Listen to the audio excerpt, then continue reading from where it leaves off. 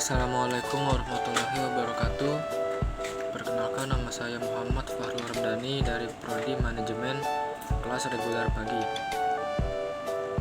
Video ini saya buat untuk memenuhi tugas ujian akhir semester 2, yaitu mata kuliah Perekonomian Indonesia dengan dosen pengampu Dr.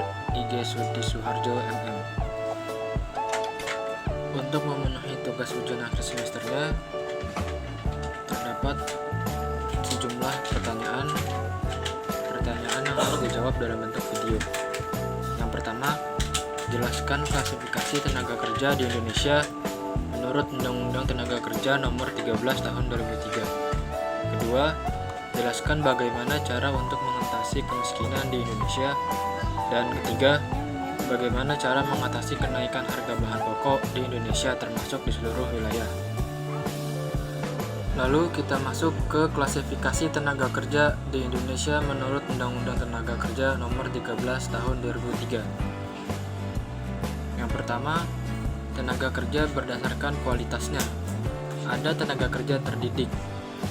Tenaga kerja terdidik adalah seseorang yang memiliki pengetahuan dan keahlian pada suatu bidang tertentu.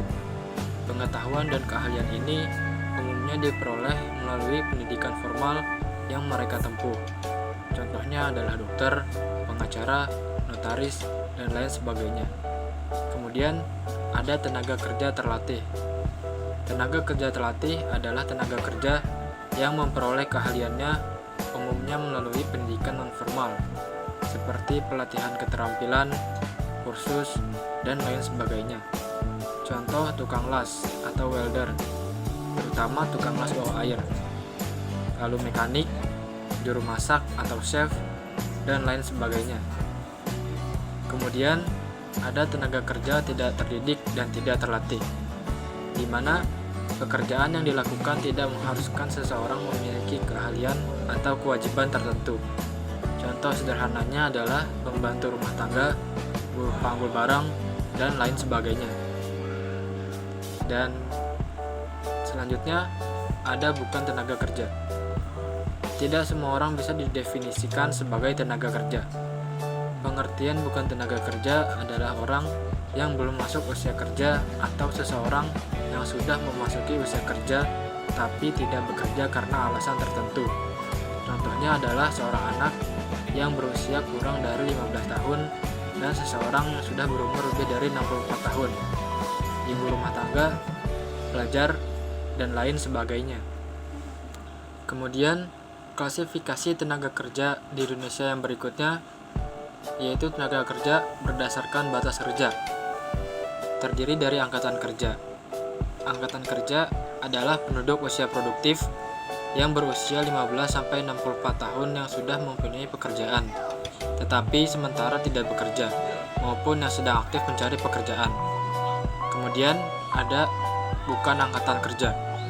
Bukan angkatan kerja adalah mereka yang berumur 10 tahun ke atas yang kegiatannya hanya bersekolah, mengurus rumah tangga, dan sebagainya. Contoh kelompok ini adalah anak sekolah dan mahasiswa atau mahasiswi, para ibu rumah tangga, dan orang berkebutuhan.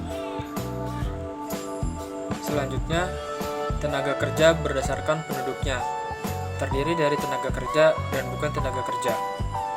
Tenaga kerja adalah seluruh jumlah penduduk yang dianggap dapat bekerja dan sanggup bekerja jika tidak ada permintaan kerja.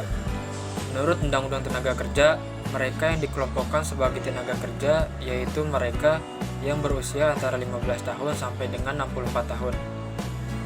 Dan menurut Undang-Undang Tenaga Kerja Nomor 13 Tahun 2003, mereka atau bukan tenaga kerja adalah penduduk di luar usia, yaitu mereka yang berusia di bawah 15 tahun dan berusia di atas 64 tahun.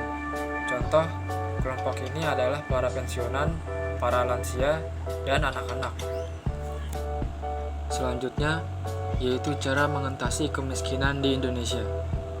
Strategi memerangi kemiskinan yang dikemukakan oleh Gunnar Adler Karlsson yang dikutip Andre Bayo Ala tahun 1981 meliputi 1. Strategi dalam jangka pendek, yaitu memindahkan sumber daya kepada kaum miskin dalam jumlah yang memadai. Perbaikan keadaan kemiskinan dalam jangka pendek diantaranya menciptakan kesempatan kerja, meningkatkan pendapatan, dan memperbaiki distribusinya. Lalu, strategi jangka panjang dengan menemukan swadaya setempat. Perbaikan dalam jangka panjang dengan memperbaiki dan memenuhi harkat hidup secara individual dan sosial yang bermartabat. Strategi pengentasan kemiskinan yang dilaksanakan oleh pemerintah dapat dibagi menjadi dua bagian besar. Pertama, melindungi keluarga dan kelompok masyarakat yang mengalami kemiskinan sementara. Dan kedua, membantu masyarakat yang mengalami kemiskinan kronis dengan memberdayakan dan mencegah terjadinya kemiskinan baru.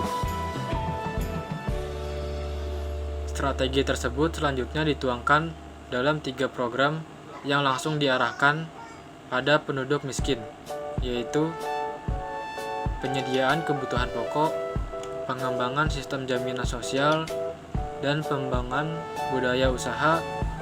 Selain itu, penduduk miskin mempunyai strategi sendiri untuk menanggulangi kemiskinannya. Strategi yang ditempuh yaitu dengan pinjam dari lembaga informal, menambah jam kerja, anggota keluarga ikut bekerja, merantau, atau berhemat. Lalu, pembahasan terakhir yaitu cara mengatasi kenaikan harga bahan pokok di Indonesia. Dalam hal ini, dengan adanya upaya terbaru dari pemerintah dapat mengubah pikiran pedagang yang menginginkan keuntungan banyak dalam jangka waktu yang singkat. Berikut adalah upaya yang dilakukan agar tidak terjadi kenaikan harga kebutuhan pokok. 1. Meminta pemerintah untuk mengadakan pasar murah sehingga harga kebutuhan pokok bisa terjangkau oleh konsumen yang kelas bawah atau masyarakat kurang mampu, khususnya untuk kebutuhan pokok daging sapi, ayam, gula, minyak, dan telur. 2. Adanya program operasi pasar yang dilakukan 2-3 bulan sekali, terutama pada saat menjelang lebaran. 3. Memperbaiki sarana dan prasarana yang kurang memadai dalam distribusi agar selama menyalurkan barang produksinya tidak terjadi keterlambatan dan gangguan, sehingga tidak terjadi pengurangan kebutuhan pokok di berbagai wilayah. 4.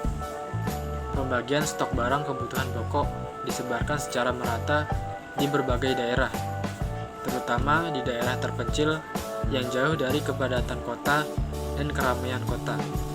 5.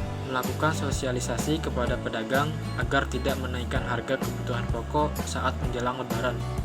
Dan keenam, melakukan pengawasan terhadap pedagang yang sengaja menaikkan harga kebutuhan pokok. Cukup sekian pembahasan pada video ini yang saya buat untuk memenuhi tugas ujian akhir semester mata kuliah Perekonomian Indonesia.